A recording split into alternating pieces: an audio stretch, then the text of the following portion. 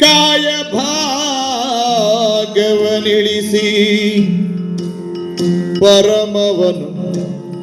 ಹೊಂದಿ ಮರೆಯಾಗಿರಲು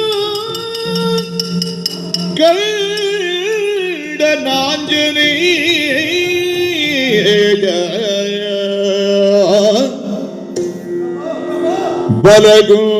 ಬಲಗುಂದಿ ನದಿ ತಟದಲ್ಲಿ ಶ್ರೀರಾಮ ಜಯ ರಾಮ ರಘುರಾಮ